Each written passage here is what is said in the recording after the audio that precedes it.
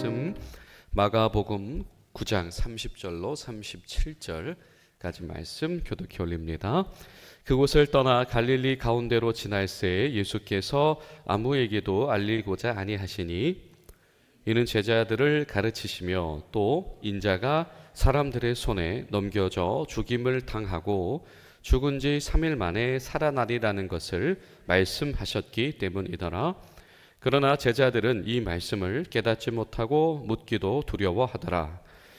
가버나움에 이르러 집에 계실새 제자들에게 물으시되 너희가 길에서 서로 토론한 것이 무엇이냐 하시되 그들이 잠잠하니 이는 길에서 서로 누가 크냐 하고 쟁론하였음이라. 예수께서 앉으사 12 제자를 불러서 이르시되 누구든지 첫째가 되고자 하면 무사람의 끝이 되며 무사람을 섬기는 자가 되어야 하리라 하시고 어린아이 하나를 데려다가 그들 가운데 세우시고 안으시며 제자들에게 이르시되 누구든지 내 이름으로 이런 어린아이 하나를 영접하면 곧 나를 영접함이요 누구든지 나를 영접하면 나를 영접함이 아니요 나를 보내신 이를 영접함이니라. 아멘. 할렐루야. 오늘도 예수님을 더 사랑하게 되는 은혜로운 복된 하루 되시기를 간절히 소망합니다. 여러분, 우리가 예수님의 이 제자가 된다라고 하는 것은 때로는 주님의 이끄심이 나의 기대와는 전혀 다를 때에 그것을 우리가 얼마나 믿음으로 깨닫고 그것을 수용하며 우리가 순종할 수 있느냐의 문제일 때가 있습니다. 오늘 말씀 속에서 보시면 예수님께서 그곳을 떠나셨다. 이제는 예수님께서 이 제자들과 무리들 앞에서 때로는 예수님을 기다리는 인파 속에서 때로는 예수님과 쟁론하고 싶어하는 어떤 사람들의 이야기들 속에서 주님을 드러내시는 일을 마치시고 그곳을 떠나서 이런 표현이 등장을 하죠.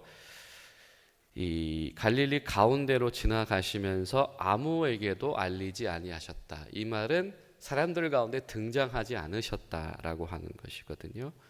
결과적으로 오늘 말씀 속의 예수님은 이제 갈릴리에서의 사역을 마치십니다.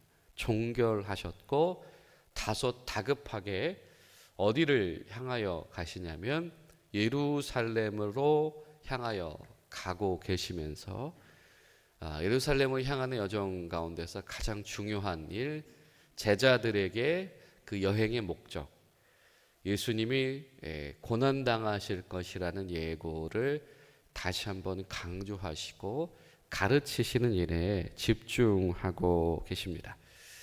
여러분, 앞서서 예수님의 이 고난과 순환에 대한 이야기가 이미 제자들에게 강조되어졌었죠. 언제였습니까? 이 베드로의 신앙 고백 이후에, 그렇죠? 그때 예수님께서 내가 고난 받아야 하리라 말씀하셨고, 그리고 이 변화산 위에서는 이 십자가에 대해서 언급을 하셨었죠. 그리고 산에서 내려오셨다라고 하는 것은 이 제자들로 하여금 영광의 자리에 머물러 있지 않고 낮은 자리로 내려가신다라고 하는 이 주님의 성품 혹은 주님의 의도를 제자들이 느낄 수 있도록 주님께서 그렇게 인도하셨습니다. 이제 예수님에게 남은 목적지는 단 한 가지입니다. 두루 다니시던 예수님이 이제는 예루살렘으로 가십니다. 그런데 여기에서 제자들과 예수님의 의도가 서로 충돌을 하고 있는 것이죠. 제자들은 아직도 수용하지 못합니다. 내가 이렇게 3년 동안 모셨던 예수님이 메시아이신데 그 메시아가 영광 받으셔야 되고 나도 그 영광의 도상에 서 있어야 하는데 그 주님께서 순환 받으신다니, 주님께서 죽임 당하신다니 라고 하는 것이 아직 전혀 정립이 되지 않는 겁니다. 왜 메시아가 왜 죽지? 하나님이 보내신 메시아가 왜 고난당하지? 왜 하나님이 보내신 메시아가 버림받아야 하지? 이것이 자신들의 상식으로는 사실은 받아들여지지 않는 것입니다. 무엇입니까? 나의 주님 되신 예수님의 가르치심과 내가 가지고 있는 상식이 여전히 충돌하고 있습니다. 우리도 신앙생활을 해 나가면서 분명히 말씀이 우리에게 도전하시는 순전한 의미를 우리가 못 들은 바가 아닙니다. 그러나 우리 마음속에서 때로는 나의 상식, 나의 경험이 세상에서의 지식이 그것을 온전히 수용하지 못하도록 방해할 수가 있다. 그래서 때로는 예수님께서는 이 중요한 일, 십자가를 앞두시고 다른 이들을 돌보는 이들을 중단하실 만큼 제자들에게 다시 한번 이 말씀을 하실 필요가 있었다. 다른 말로 표현하면 무엇입니까? 제자들이 예수님의 순환과 고난을 수용하고 배우고 받아들이는 것이 정말 중요하다. 여러분, 오늘 하루 기도하실 때 하나님, 우리가 주의 말씀과 주의 은혜 그리고 성경의 순전한 뜻을 우리가 있는 그대로 순전하게 받아들일 수 있는 믿음을 우리에게 주시옵소서. 때로는 예수님께서 우리에게 가장 원하시는 것, 우리 가운데 말씀 속에서 순전한 믿음을 확보하는 일이다 라고 하는 것이 우리 가운데 일어나게 하시옵소서. 우리가 그렇게 기도하는 하루가 될 수 있기를 바랍니다. 또 이런 생각을 합니다. 뭐냐면 예수님께서 아무에게도 알리고자 하지 않으셨다. 지금 32절에 보면 제자들은 말씀을 깨닫지도 못하고 묻기도 두려워하더라. 사실은 알고 싶지도 않고 듣고 싶지도 않고 알지도 못하고 제자들이 그지 지금 예수님 3년간 가르치신 결과가 이것인가? 라고 할 정도로 이 안타까운 이 제자들에게 집중하느라고 예수님께서 다른 사람도 안 만나셨다라고 하는 이 표현 가운데에서는 저는 어떤 의미가 있냐면 다급함이 있다라고 생각합니다. 뭐냐면 예수님께서 십자가를 지신다라고 하는 것은 이런 이유로 저런 이유로 지연하거나 뭔가 늦추거나 할 일이 아니다. 예수님이 십자가를 어떻게 지셨는가? 하나님께서 정하신 그때에 다급하게 지셨다. 미루시지도 아니하시고 마다하시지도 아니하셨다. 그래서 예수님 십자가를 향해서 나아가는 길에 어떠한 방해도 허용하지 않으셨다. 여러분, 우리가 이 사순절 기간에 묵상할 예수님의 고난, 우리가 사순절 기간에 묵상할 예수님의 십자가는 바로 다급한 십자가다. 왜 주님 그렇게 다급하게 십자가를 지셔야 했는가? 1년만 더 사역하시지. 사람들에게 1년만 더 얼굴 보여주시지. 아무리 못 알아들어도 아무리 무지해도 예수님 갈릴리 호수 한 번 더 가셨으면, 나사렛 한 번 더 가셨으면, 가버나움 한 번 더 가셨으면 한 명이라도 더 그래도 예수님 사랑 더 받을 수 있지 않을까? 뭐 여러 가지 생각을 할 수 있겠지요. 그런데 예수님은 다급하게 십자가를 향해서 조금도 지체하지 않고 나아가셨다. 사순절 기간에 주님, 예수님이 그렇게 다급하게 십자가를 향해서 나아가신 그 의미가 무엇입니까? 그 은혜가 무엇이고 그 의도가 무엇입니까? 우리도 알게 하여 주시옵소서. 여러분, 그런 믿음의 기도와 은혜가 우리 가운데 있게 되시기를 간절히 소망합니다. 그리고 또 31절에 보면 이런 표현이 등장을 해요. 또 인자가 사람들 손에 넘겨져 죽임을 당하고 3일 만에 살아나실 것을 가르치셨다. 자, 예수님께서 죽음이 끝이 아니다라고 하는 것을 가르치신 것도 중요하신데요. 어떤 표현이 등장을 하냐면 넘겨짐을 당하신다라고 하는 거예요. 자, 이 넘겨준다라고 하는 게 뒤에 이제 가룟 유다가 예수님을 배신할 때에도 사람의 손에 넘겨줬다 이런 표현을 하기도 하고요. 그 성경에서 종종 이 표현을 씁니다. 예를 들면 이사야서 53장에서도 넘겨진 바 되었으며 라고 하는 어린 양에 대해서 이야기를 하기도 하고요. 사도행전이나 로마서를 봐도 예수님이 죄인들의 손에 넘겨짐을 당하셨다 이런 표현들이 등장을 합니다. 근데 여기서 중요한 것은 주어입니다. 누가 넘기시는가라고 하는 거죠. 누가 넘기시는가. 지금 오늘 이 본문의 이 구절에서는 주어가 생략이 되어져 있지요. 넘기심을 당하신다라고 되어져 있습니다. 넘기는 사람이 누구입니까? 주체가 사람이 아니고 바로 하나님이시다라고 하는 겁니다. 예수님이 무엇을 제자들에게 지금 말씀하고 계시냐면 이것이 하나님의 뜻이다라고 하는 겁니다. 예수님의 십자가는 사람이 강제적으로 하고 싶어서 할 수 있는 것이 아니다. 그렇지요, 여러분. 귀신 권세를 내어 쫓으시며 귀신의 마음을 바꾸시는 분이 대적자들의 마음을 바꾸시는 것이 그리 어렵지는 않으셨을 겁니다. 가장 그 중에서 권력자의 마음 그 사람 한 명만 바꾸어도 그렇죠. 그 밑에 있는 수하들이 감히 예수를 못 박지는 못하였겠지요. 그러나 그러한 일은 일어나지 않았다라고 하는 겁니다. 왜? 예수님이 하나님이 스스로를 내어 주셨기 때문이다. 그리고 그 스스로 내어 주심이다라고 하는 것은 죽음 권세를 초월하시고 3일 만에 부활하신다라고 하는 이야기로 이어지게 됩니다. 사실은 십자가의 모든 것을 주님께서 가르치신 것이지요. 주님께서 저자직강을 하신 겁니다. 십자가를 지신 그분이, 스스로 사람들 전에 자신을 내어주시는 그분이 저자직강을 하신 것이죠. 그러나 32절에 제자들은 뭐래요? 깨닫지도 못하고, 그리고 묻기도 두려워라. 깨닫고 싶어 하지도 않았다. 고난의 고자도 듣고 싶지 않았으며 십자가의 십자도 듣고 싶지 않았다. 왜? 제자들은 받아들일 수가 없는 겁니다. 내가 예수님을 따른다라고 하는 것, 이 대단하신 예수님을 따른다라고 하는 결론이 고난이다라고 하는 것을 결코 수용할 수 없다.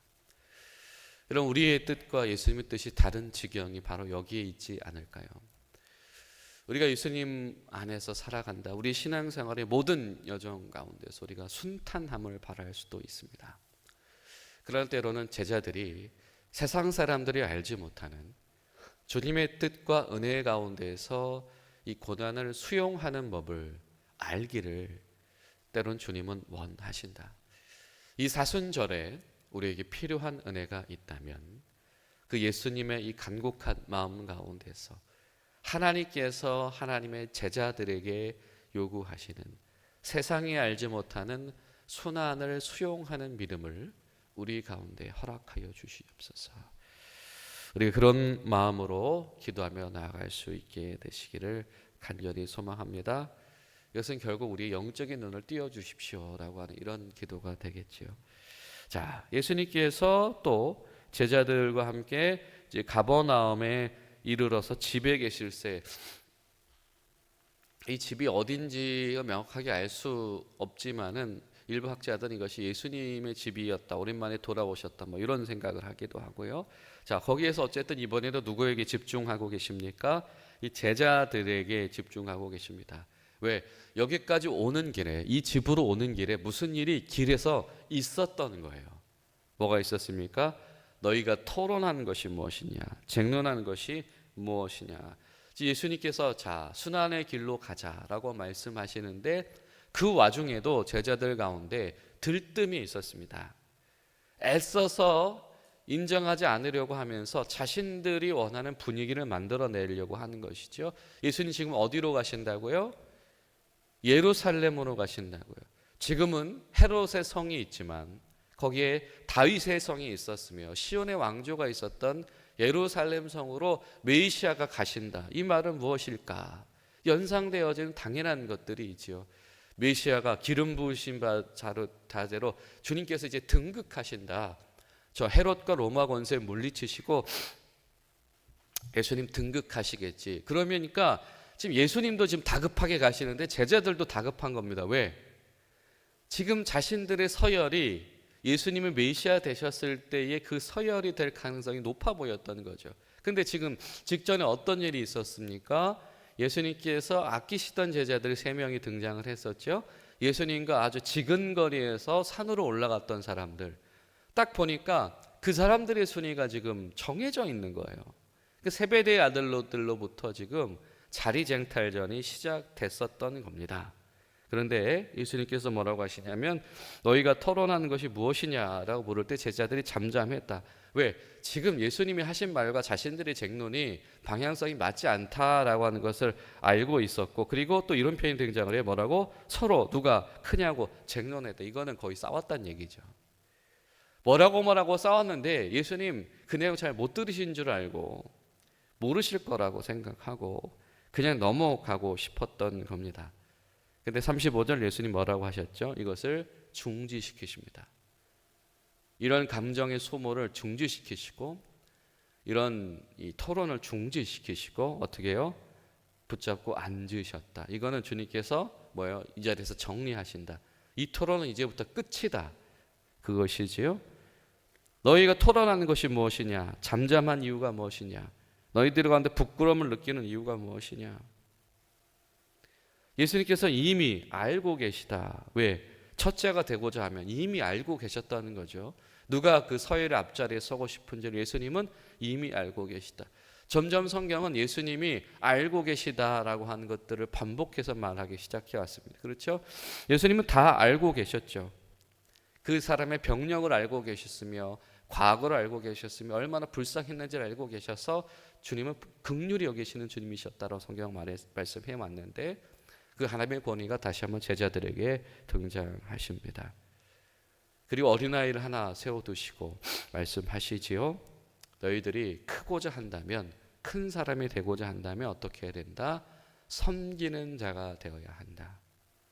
섬기는 자, 이 디아코노스, 뒤에 있는 교회에서 우리가 사역자, 봉사자, 집사 이런 말로 사용되어지는 단어이지요. 너희들이 크고자 한다면 섬기는 자가 되어야 한다. 그리고 어린아이를 안으시면서 이런 어린아이, 사회적으로 소외되고 배척받고 그렇게 취급받는 이 연약한 이들을 영접하는 것이 나를 영접하는 것이고 하나님을 영접하는 것이고 이것이 하나님 나라의 뜻이다. 여러분 이것은 아무도 관심하지 않는 일이었습니다. 섬기는 자가 되는 거 이거 높은 자리에 올라갈 사람들이 하는 일이 아닙니다. 그렇죠? 낮은 자리에 있는 사람들이 하는 일이고 영접하려면 누구를 영접해야 돼요? 유망한 사람, 권력자, 실력자, 인기 많은 사람을 영접해야 되는 것이죠. 그것에 돈을 쓰고 시간을 써야 되는데 아무도 주목하지 않는 소외된 이들을 영접해라. 그것이 하나님의 뜻이고 이것이 큰 일이다. 여러분 이 사순절 기간에 이 예수님의 당부가 우리에게 보여지게 하시옵소서. 우리가 보지 못하던 일, 섬김의 일, 우리 눈에 보이지 않았던 소외되어진 이들이 우리 마음속에 자리 잡도록 성령님 인도하시옵소서. 그런 마음으로 기도하며 나아가는 저 여러분들 되시기를 바랍니다. 기도하시겠습니다. 좋으신 하나님, 오늘도 주님의 은혜, 다급하게 십자가를 향해서 나아가시며 모든 사역을 중단하시고 제자들에게 십자가 고난의 의미를 가르치시며 제자들에게 하나님 나라의 원리를 가르치시는 예수님의 간곡한 음성을 듣습니다. 저희들에게도 믿음의 믿음을 허락하여 주시옵소서. 예수님의 이름으로 기도하옵나이다. 아멘.